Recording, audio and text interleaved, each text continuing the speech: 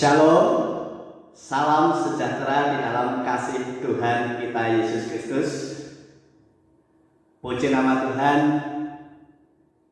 kita bersama-sama patut mengucapkan syukur kepada Tuhan kita Yesus Kristus karena pada pagi hari ini kita diberi kesempatan untuk kita bersama-sama mengikuti ibadah raya di minggu ini, di mana minggu ini merupakan minggu yang terakhir di tahun 2020.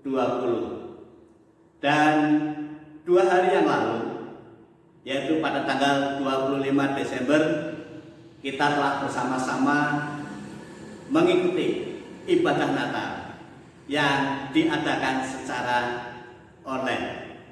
Namun saya percaya bahwa firman Tuhan yang sudah ditaburkan akan terus menggema di dalam kehidupan kita, di mana Dia yang lahir adalah Immanuel, Allah beserta dengan kita, dan penyertaannya selama-lamanya untuk kita, baik untuk hidup hari ini maupun hidup di masa yang akan datang, yaitu ketika kita hidup di dalam kekekalan. Amin.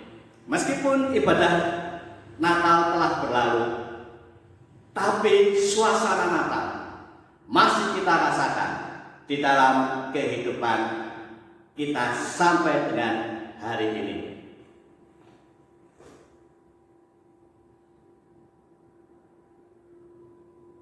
Bapak Ibu Saudara yang dikasihi oleh Tuhan, pada pagi hari ini Minggu 27 Desember 2020, firman Tuhan berjudul Yesus lahir di hidupku. Yesus lahir di hidupku. Mari kita akan bersama-sama membuka Alkitab kita di dalam Injil Lukas pasal yang kedua ayat yang ke-8 sampai dengan ayat yang ke-20. Demikian firman Tuhan dengan judul perikop Gembala-Gembala. Di daerah itu ada gembala-gembala yang tinggal di padang menjaga kawanan ternak mereka pada waktu malam. Tiba-tiba berdirilah seorang malaikat Tuhan di dekat mereka, dan kemuliaan Tuhan bersinar meliputi mereka, dan mereka sangat ketakutan. Lalu kata malaikat itu kepada mereka, "Jangan takut, sebab sesungguhnya aku memberitakan kepadamu kesukaan besar untuk seluruh bangsa. Hari ini telah lahir bagimu juru selamat, yaitu Kristus Tuhan di kota Daud. Dan inilah tandanya bagimu, kamu akan menjumpai seorang bayi dibungkus dengan lapin dan terbaring di dalam palungan. Dan tiba-tiba tampaklah bersama-sama dengan malaikat itu sejumlah besar bala tentara surga yang memuji Allah katanya, kemuliaan bagi Allah di tempat yang maha tinggi, dan damai sejahtera di bumi di antara manusia yang berkenan kepadanya." Setelah malaikat-malaikat itu meninggalkan mereka dan kembali ke surga, gembala-gembala itu berkata seorang kepada yang lain, "Marilah kita pergi ke Betlehem untuk melihat apa yang terjadi di sana, seperti yang diberitahukan Tuhan kepada kita." Lalu mereka cepat-cepat berangkat dan menjumpai Maria dan Yusuf dan bayi itu yang sedang berbaring di dalam palungan. Dan ketika mereka melihatnya, mereka memberitahukan apa yang telah dikatakan kepada mereka tentang anak itu. Dan semua orang yang mendengarnya heran tentang apa yang dikatakan gembala-gembala itu kepada mereka. Tetapi Maria menyimpan segala perkara itu di dalam hatinya dan merenungkannya.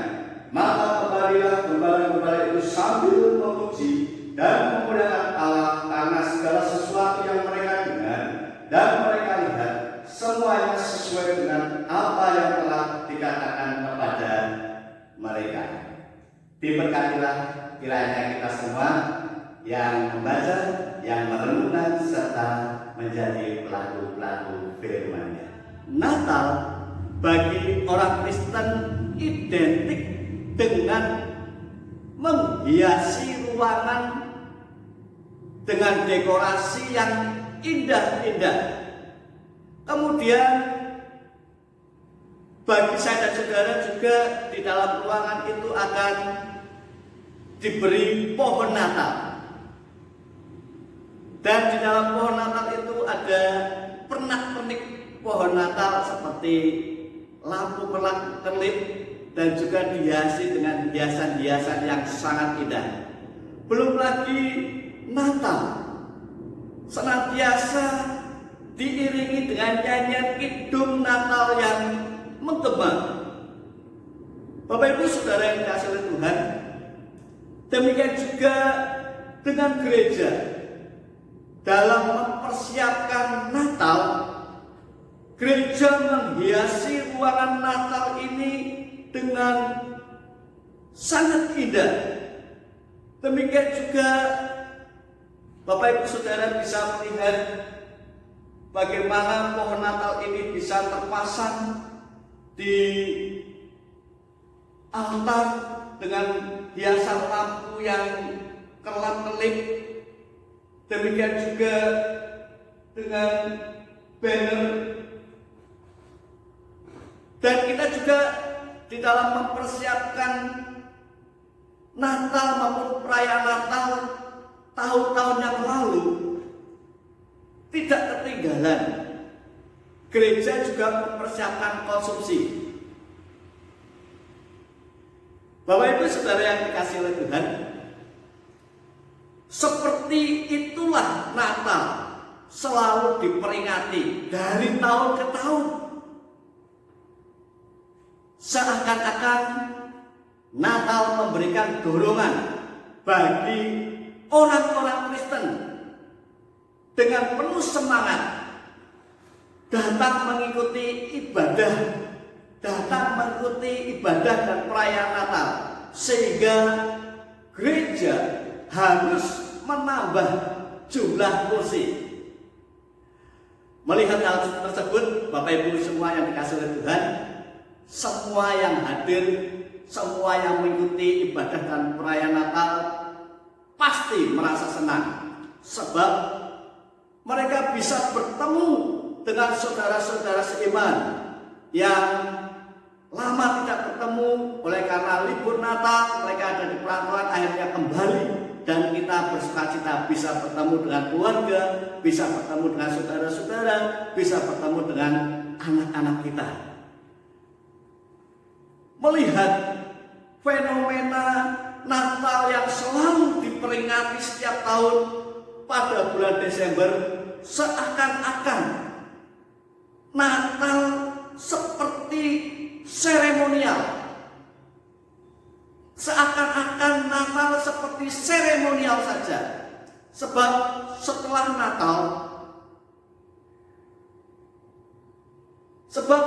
Natal berlalu, saya katakan seakan-akan kidung Natal tidak menggema lagi di dalam kehidupan orang-orang percaya. Minggu berganti minggu, bulan berganti bulan, bahkan sampai kembali kepada bulan Desember. Kehidupan orang percaya di dalam mengikut Tuhan seakan-akan hanya menjalankan rutinitas keagamaan saja. Saya katakan, setelah Natal berlalu, hari demi hari, minggu demi minggu, bulan berganti bulan, seakan-akan orang-orang percaya hanya sekedar menjalankan rutinitas keagamaan saja. Mengapa demikian? Saya akan memberikan jawaban. Karena saudara yang dikasihi oleh Tuhan, Natal yang dirayakan itu hanya sekedar seremonial saja. Dan ketika merayakan Natal, banyak orang-orang Kristen yang antusias menanggapi lahirnya Sang Juru Selamat. Tetapi saudara, setelah Natal berlalu, Yesus tidak lahir di dalam kehidupan orang percaya. Itulah yang menjadikan banyak gereja-gereja ketika Natal berlalu, orang-orang yang sudah selesai dalam liburannya kemudian kembali ke perantauan, ke tempat pekerjaannya semula, akhirnya tinggallah orang-orang yang setia yang ada di dalam gereja.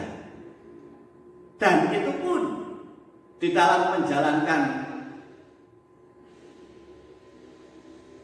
keagamaannya hanya sekedar rutinitas saja.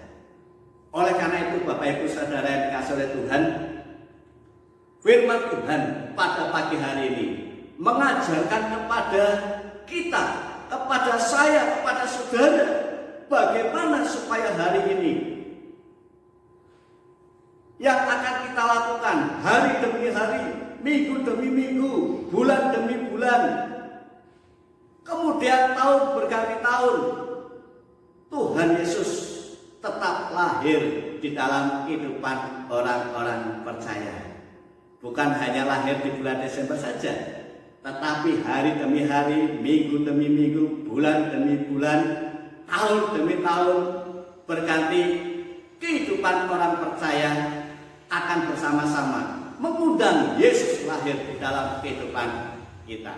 Bapak Ibu Saudara yang dikasihi oleh Tuhan, yang menjadi pertanyaannya adalah bagaimana supaya kehidupan orang-orang percaya hari demi hari, minggu berganti minggu, bulan berganti bulan, bahkan tahun berganti tahun,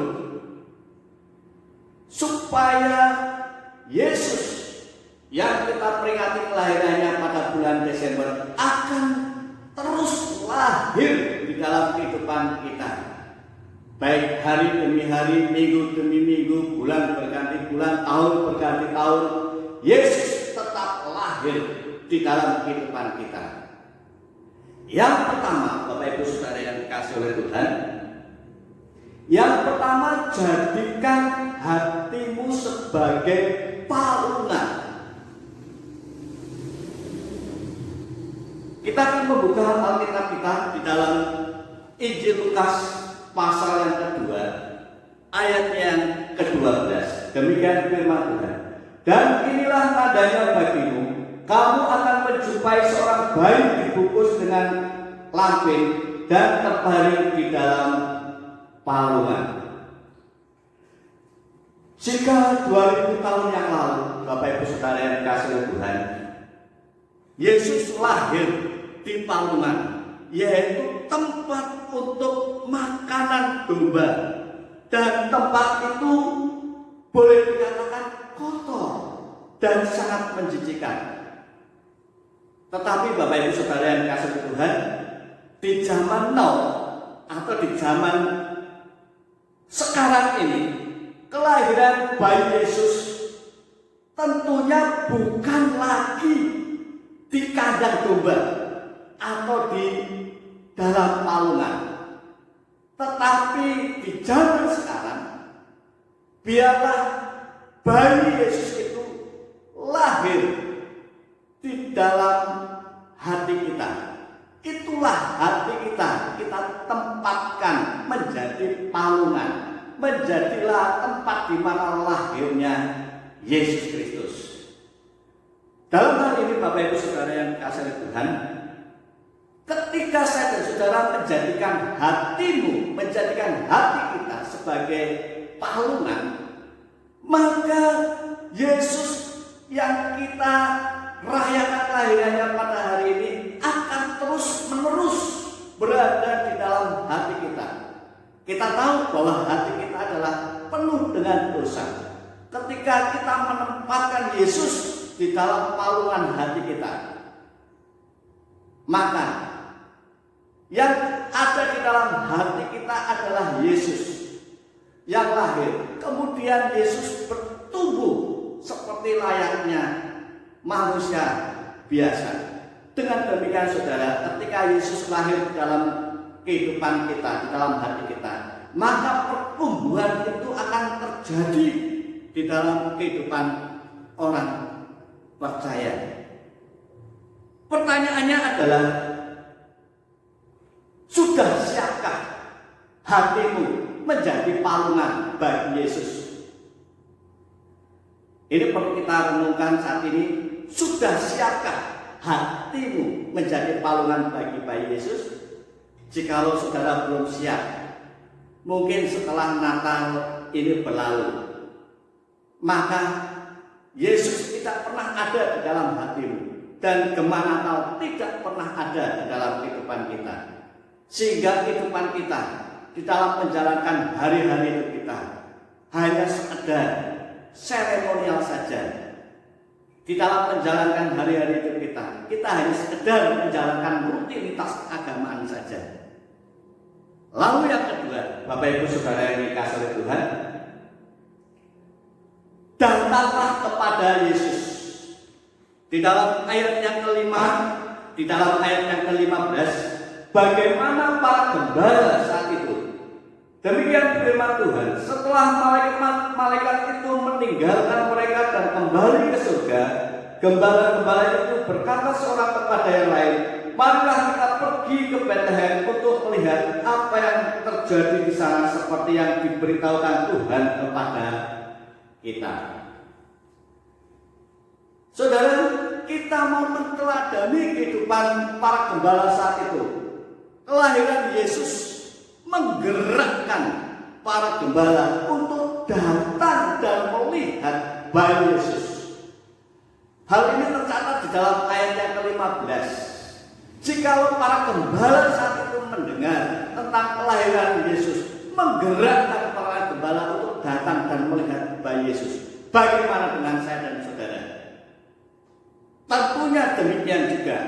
Kita harus meneladani kehidupan para gembala ketika Yesus sudah lahir di dalam kehidupan kita, ketika hati kita menjadi tempat palungan di mana Yesus lahir, akan menggerakkan hidup kita untuk senantiasa datang dan berjumpa kepada Yesus.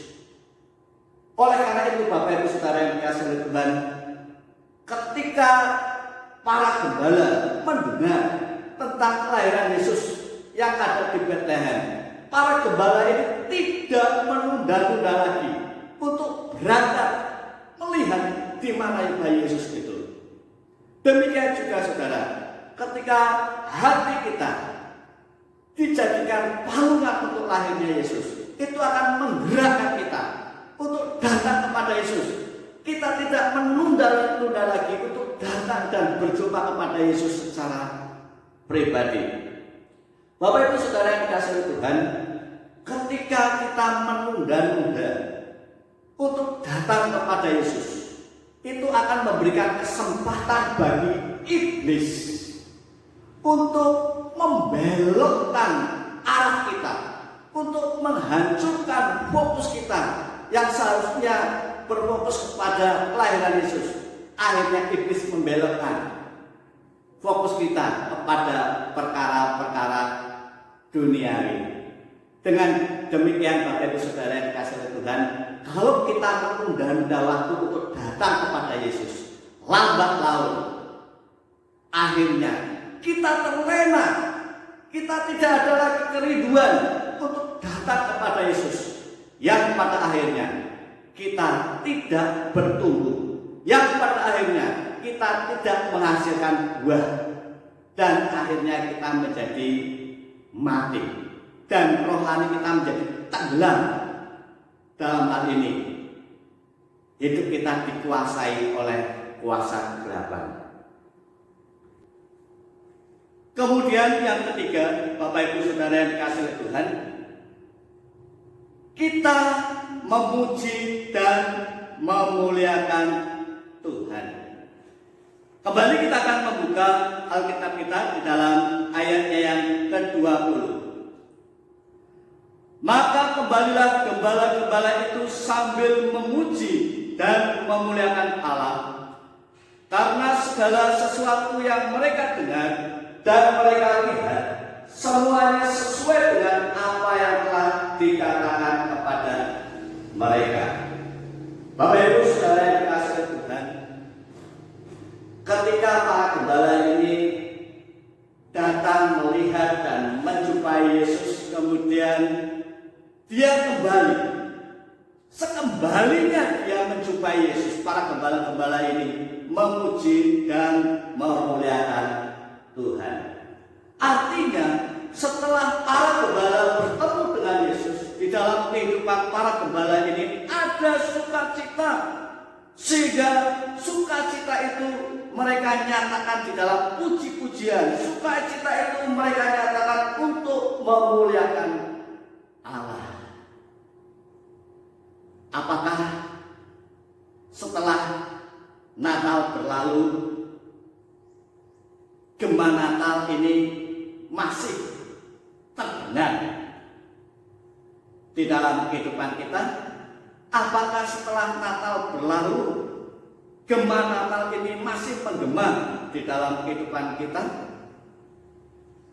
Jikalau mungkin gema Natal itu tidak menggema di dalam kehidupan kita, dan hari demi hari yang kita lakukan, mungkin kita tidak memuji Tuhan, tidak memuliakan Tuhan, itu artinya saudara, kita belum menempatkan hati kita sebagai palungan untuk lahirnya Yesus Kristus. Oleh karena itu Bapak Ibu Saudara yang dikasihi Tuhan, hari Natal adalah hari di mana lahirnya Yesus Kristus, hari di mana Juru Selamat Tuhan kita lahir ke dunia ini. Oleh karena itu Bapak Ibu Saudara yang dikasihi Tuhan, di dalam memperingati akan lahirnya Yesus Kristus, meskipun Natal telah berlalu, gema Natal sudah tidak terdengar lagi, tetapi kehidupan kita hari demi hari, minggu demi minggu, bulan demi bulan, bahkan tahun berganti tahun, biarlah Yesus tetap lahir di dalam kehidupan kita. Sehingga di dalam kehidupan kita akan bertumbuh, kita akan berbuah, dan buah itu menghasilkan kasih, menghasilkan sukacita, menghasilkan damai sejahtera, kesabaran, kemurahan, kebaikan, kesetiaan, kelemah lembutan, dan penguasaan diri. Sebentar lagi kita akan memasuki tahun baru. Mari Bapak Ibu Saudara yang dikasihi Tuhan, biarlah Kristus lahir dalam kehidupan kita, yang akan memberikan kepada kita semua untuk terus memandangkan hitung pujian Natal di dalam kehidupan kita, sehingga setiap hari kita ada kasih, ada sukacita, ada damai sejahtera, ada kesabaran, ada kemurahan, ada kebaikan, kesetiaan, kelemah lembutan, dan penguasaan diri. Kiranya firman Tuhan ini akan memberkati kita sekalian dan memberkati Bapak Ibu Saudara yang mendengarkan firman Tuhan pada pagi hari ini dimanapun saudara berada. Mari kita akan berdoa bersama-sama menyerahkan firman Tuhan ini, sehingga firman Tuhan ini akan menjadi rema di dalam kehidupan kita. Bapa di dalam surga, kami mengucapkan syukur dan terima kasih Bapa untuk kebenaran firman-Mu pada pagi hari ini. Ketika Natal telah berlalu, kami sudah bersama-sama merayakan lahirnya Yesus Kristus. Yesus lahir dalam kehidupan kami. Oleh karena itu Bapa, biarlah hari demi hari, minggu demi minggu, bulan demi bulan, tahun berganti tahun, Yesus tetap lahir dalam kehidupan kami. Dan kelahiran Yesus akan bertumbuh di dalam kehidupan kami, sehingga kehidupan kami pun akan bertumbuh dan menghasilkan buah. Terima kasih Bapa, biarlah di akhir tahun ini Engkau selalu memberkati kehidupan kami, memberkati kehidupan seluruh sidang jemaat-Mu, kehidupan seluruh sidang jemaat-Mu, baik di dalam kehidupan rumah tangganya, baik di dalam pekerjaannya. Kami menyerahkan untuk seluruh bagi sidang jemaat-Mu yang saat ini menderita sakit. Kiranya Engkau akan jamah, Engkau akan sembuhkan jemaat-Mu Bapak yang saat ini menderita sakit. Berkati anak-anak-Mu yang saat ini liburan sekolah, sehingga boleh memanfaatkan waktunya dengan baik. Kami juga menyerahkan untuk anak-anak-Mu yang tidak bisa pulang oleh karena COVID-19 corona ini Tuhan. Tuhan akan memberkati dimanapun mereka berada. Terima kasih Bapak, kami bersyukur sampai dengan minggu ini, di mana minggu ini merupakan minggu terakhir di tahun 2020. Engkau terus mengasihi kami. Terima kasih Bapak, terima kasih Tuhan Yesus. Kami mengucap syukur dan berdoa. Amin. Salam, Tuhan memberkati kita semuanya. Saya ucapkan selamat menyongsong tahun baru. Tuhan memberkati kita semuanya. Amin.